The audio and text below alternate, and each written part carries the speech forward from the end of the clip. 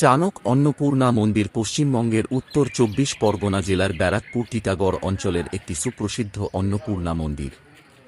১৮৭৫ সালে প্রতিষ্ঠিত এই মন্দিরটির স্থাপত্য দক্ষিণেশ্বর কালীবাড়ির অনুরূপ হওয়ার লোকমুখে এটি দ্বিতীয় দক্ষিণেশ্বর নামে পরিচিত। এই মন্দিরের প্রতিষ্ঠাতা ছিলেন জগদম্বা দেবী। মন্দিরটি বঙ্গীয় স্থাপত্যশৈলীর নবরত্ন মন্দির ধারায় নির্মিত। ব্যারাকপুর টিটাগড় অঞ্চলের প্রাচীন নাম চানক, সেই সূত্রে এই মন্দিরটি চানক মন্দির নামে পরিচিত।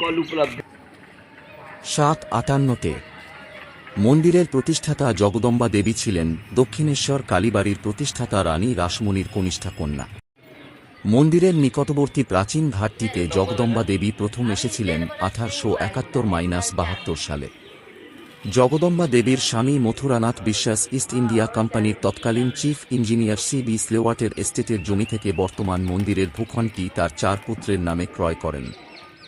মথুরবাবুর মৃত্যুর পর জগদম্বা দেবী পুত্রদের কাছ থেকে দানপত্রের মাধ্যমে সেবায়িতরূপে এই জমির উত্তরাধিকারিণী হন। এই জমিতে একটি মন্দির প্রতিষ্ঠা করতে চাইলে রামকৃষ্ণ পরমহংস তার ইচ্ছায় সম্মতি জ্ঞাপন করেন। তারপর অক্লান্ত পরিশ্রম, নিষ্ঠা ও অর্থব্যয়ে নির্মিত এই মন্দিরে দেবী প্রতিষ্ঠা হয় ১৮৭৫ সালের ১২ এপ্রিল চৈত্র সংক্রান্তির দিন। জমি নির্বাচন, ভিত্তি স্থাপন, মন্দির প্রতিষ্ঠা ও পরে ১৮৮২ সালে উল্টোরথ উপলক্ষে মোট ৪ বার শ্রীরামকৃষ্ণ এই মন্দিরে আসেন। জানা যায়, মন্দিরের সিংহদ্বারের উপর একটি সিংহমূর্তির স্থাপনা নিয়ে ব্রিটিশ সরকার মন্দির কর্তৃপক্ষের সঙ্গে আইনি দ্বন্দ্বে জড়িয়ে পড়ে।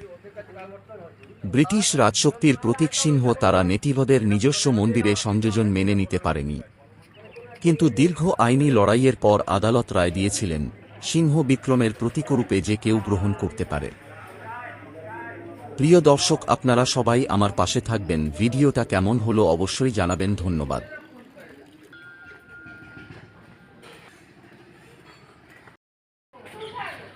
আজকে কালকে দুদিন কারণ থাকবে।